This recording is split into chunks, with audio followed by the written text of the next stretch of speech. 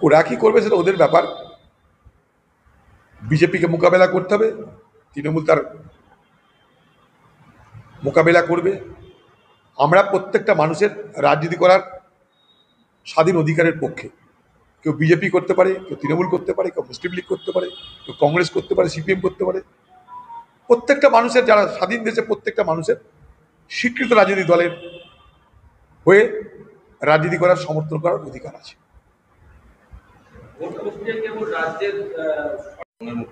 কাল উত্তরপ্রদেশে একটি ভক্তবোধযায়ী বাস তারাপীঠে এসেছিল, আটকে দিয়েছে প্রশাসন। বিজেপির দাবি গোটা বিষয়টা ইচ্ছাকৃত। কোথাও কি ভিন রাজ্যে বাঙালি হেনস্থার প্রতিফলন? যায় না, বলতে হবে না। বাঙালি যেখানে হেনস্থা, তাদের জন্য পাশে দাঁড়াতে হবে। আবার পশ্চিমবঙ্গ অবাঙালি আছে, তাদেরও যদি হেনস্থা, তার পাশে দাঁড়াতে হবে। সারা ভারতবর্ষের প্রত্যেকটা মানুষই ভারতবর্ষের নাগরিক। যদি আজকে আমরা বাংলা অবাংলা নিয়ে খেলা করতে শুরু করি, বাংলার ক্ষতি। যদি আমরা হিন্দু মুসলমান নিয়ে খেলা করতে শুরু করি, সেটাও আমাদের বাংলার ক্ষতি। আমরা চাইবো না কেউ বাংলার ক্ষতি হোক। বাঙালি অবাঙালি, হিন্দু মুসলমান সব মিলিয়ে এই বাংলা, সব মিলিয়ে এই ভারতবর্ষ। আগামীকাল মোদী আসছে, বাঙালি অস্মিতার কথা মুখ্যমন্ত্রী বলছে। মোদী এসে কি সেই মানে হিন্দুত্ব ইস্যু? দিদি সহ মোদী একটা গেম আছে না, মোদী কিছু বলে দিদি তার বিরোধিতা করবে, দিয়ে একটা বার্তা দেবে যে মোদীর একমাত্র বিরোধিতা করতে বেলা বাংলার মুখ্য দিদি আছে এই বাংলায়। এই চলবে খেলা, এটা আরো বাড়বে আগামী দিনে। যেমন প্রত্যেক বছর দুর্গাপুজো আসে, ঈদ আসে, বকরিদ আসে, তেমনি করে যখন ভাঙন হয় বাংলায়, মুর্শিদাবাদ ভেঙে যায়, তখন দিদি এই প্রকৃতির দোহাই দেয়। আর দিল্লি টাকা দিল না, বাতেলা করে। আর বন্যার সময় বিশেষ করে ঘাটাল এলাকায়, মেদিনীপুর, বর্ধমান এই এলাকায় যখন বন্যা হয়, তখন ডিবিসির উপরে দোষ চাপিয়ে দেয়। অথচ ডিবিসি জল ছাড়ার আগে পশ্চিমবঙ্গ সরকারের যারা প্রতিনিধি, তাদের কাছে সিগনেচার করিয়ে তারা জল ছাড়ে। দিদি এটা সরকারিভাবে বলছেন না কেন? আপনি এপিডেভিট করে বলুন যে আপনার সরকারকে অন্ধকারে রেখে জল ছাড়াইছে, ক্ষমতা আছে আপনার, এপিডেভিট করে বলুন। আপনি কত চালাকি করবেন আপনি আর বাংলা মানুষের সঙ্গে? বন্যায় মানুষ ডুবছে, বাংলার মানুষকে বিভ্রান্ত করার জন্য আপনার চালাকি চলছে। ডিবিসিটা কে? ডিবিসিতে রাজ্যের অংশ আছে।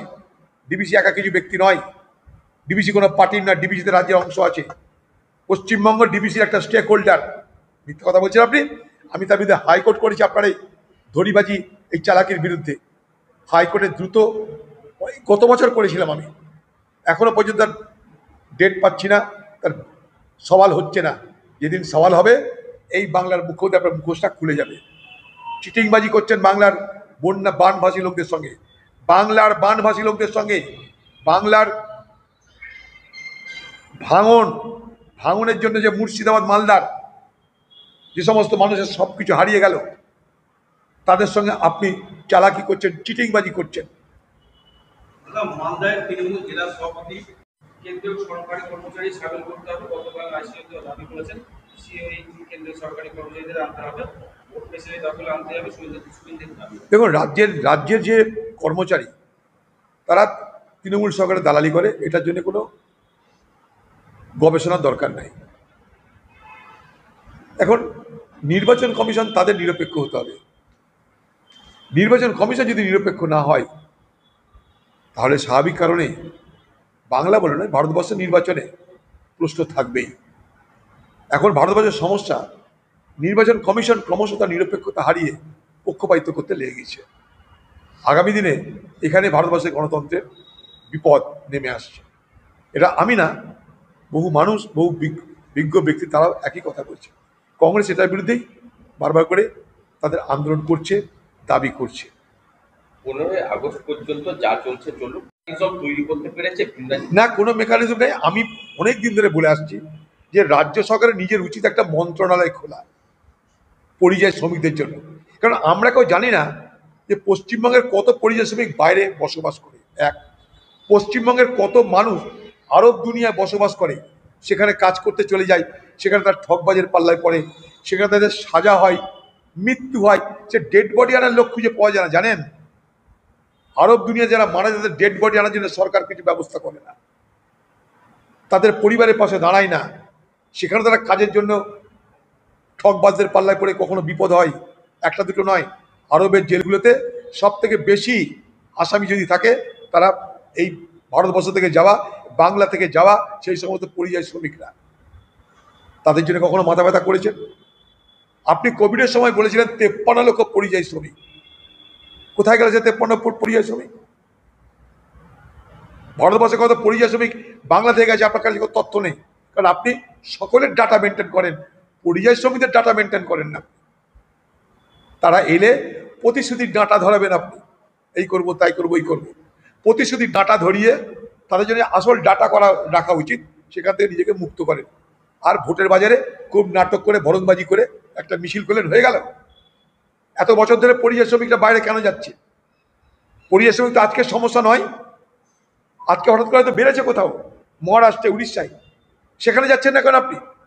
দিল্লিতে বস্তিতে যান, মহারাষ্ট্রে বাঙালিরা যেখানে সেখানে যান, উড়িষ্যায় যান, সেখানে তা তো যাচ্ছেন না আপনি, এখানে বসে ভরতবাজি করছেন।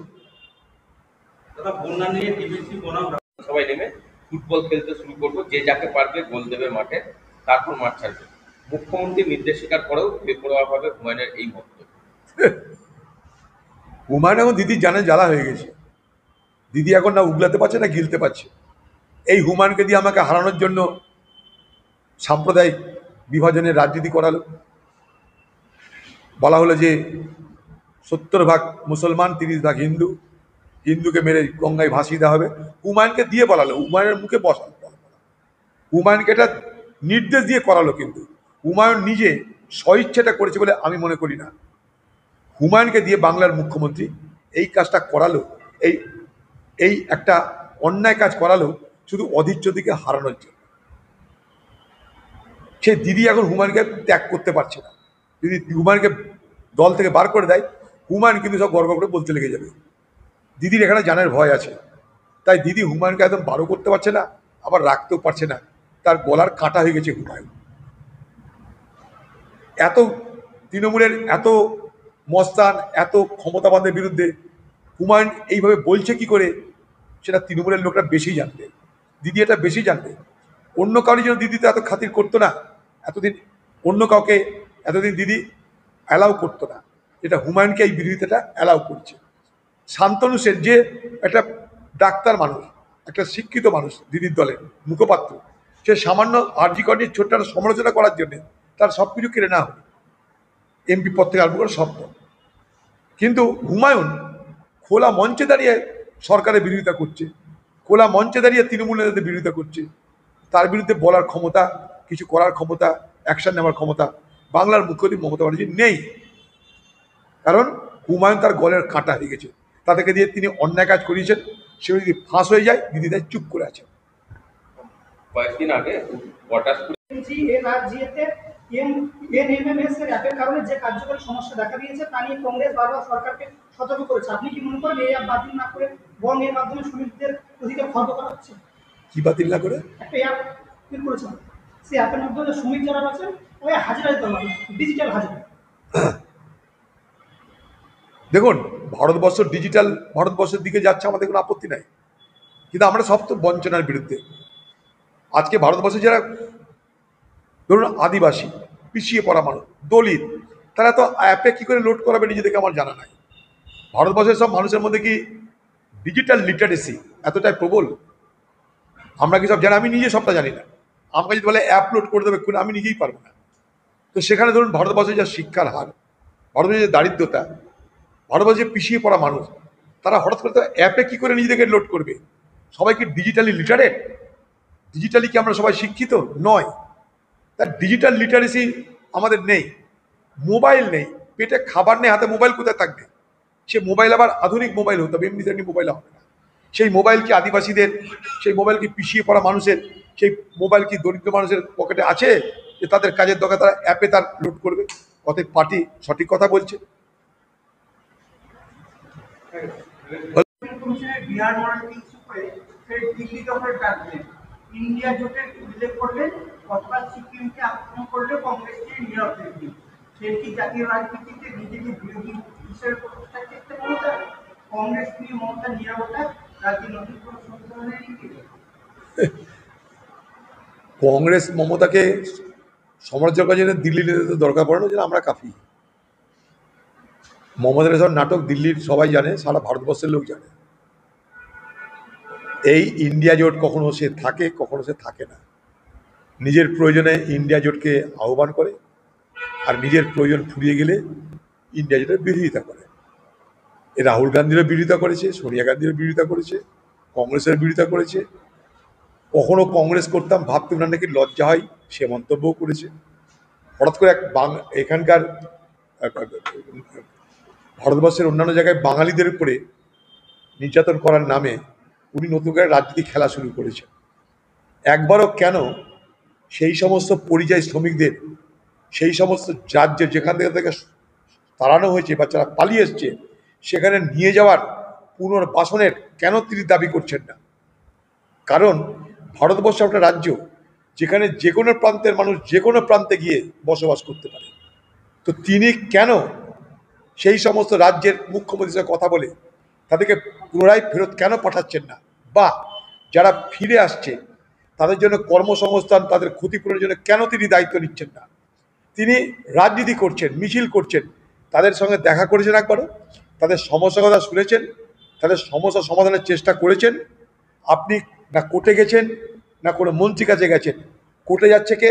সেই সমস্ত পরিবার, তাদের পরিবারের লোকেরা, যারা তাদের পরিবারের যারা রোজগার করা ব্যক্তি, তারা যেহেতু বাইরে আছে তাদের নিরাপত্তার জন্য তারা উদ্বিগ্ন তারা কোর্টে যাচ্ছে।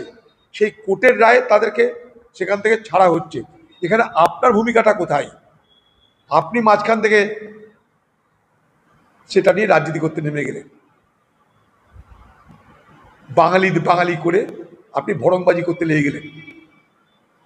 এই পশ্চিমবঙ্গে লক্ষ লক্ষ বাঙালির সারদা চিটফান্ডের টাকা লুট হয়েছে, আপনি জানেন না? সেই সারদা চিটফান্ডের টাকা নিয়ে আপনি তৃণমূল দল ভোটে লড়েছেন, জানেন না?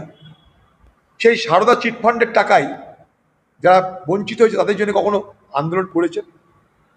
আপনি আন্দোলন করেন সেই সারদা চিটফান্ডের তদন্ত যারা রুখে দিল তাদের জন্য কলকাতায় আপনি আন্দোলন করেন। আপনি বাঙালি? বাঙালি ঢোলবাজি এখন এ বাংলা রাজনীতিকে গরম করতে চাইছেন। এই যে 32,000 শিক্ষক শিক্ষিকা যাদের চাকরি চলে গেল, তারা বাঙালি নয়। এই যে কসবার মেয়েটা যে ধর্ষিতা হলো, সে বাঙালি নয়। আরজি করের মেয়েটা, সে বাঙালি নয়। তার বিচারের জন্য একটা আন্দোলন করেছেন, প্রথমে ভড়ংবাজি করেছিলেন। আজকে পরিযায়ী শ্রমিকদের নিয়ে আপনার মাথা ব্যথা, তার আপনার ভড়ংবাজির কারণ একটাই, সামনে নির্বাচন। তাই নির্বাচনের বাজারে কোনো বিষয়ে আপনি মুখ খুলতে পারছেন না। সারা বাংলায় সর্বত্র ব্যর্থ আপনি। তাই খড়কুটোর মতন আপনি পরিযায়ী শ্রমিকদের বিষয়টাকে ধরে আপনি নিজের অস্তিত্ব প্রমাণের চেষ্টা করছেন। আপনি নিজে বলেছিলেন কোভিডের সময় যে প্রত্যেকটা পরিযায়ী শ্রমিককে আপনি 2 লক্ষ টাকা করে অনুদান দেবেন, তাদের কাজের ব্যবস্থা করবেন। সেদিন যদি দিতেন আপনি সেই টাকাটা, তাহলে আজকে তারা বাইরে যেত না, আর বাইরে গিয়ে অত্যাচারের শিকার হতো না।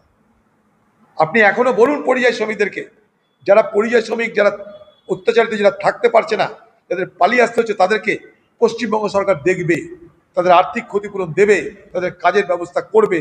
আপনি সেটা প্রতিশ্রুতি দিন, তাদের জন্য উদাহরণস্বরূপ কিছু করে দেখান। ভড়ংবাজি করে, মিছিল মিটিং করে, ভোটের বাজার গরম করে আপনি বিভাজনের রাজনীতি করছেন মমতা ব্যানার্জি, এটা আমরা সবাই বুঝতে পারছি। আদৌ কি এটা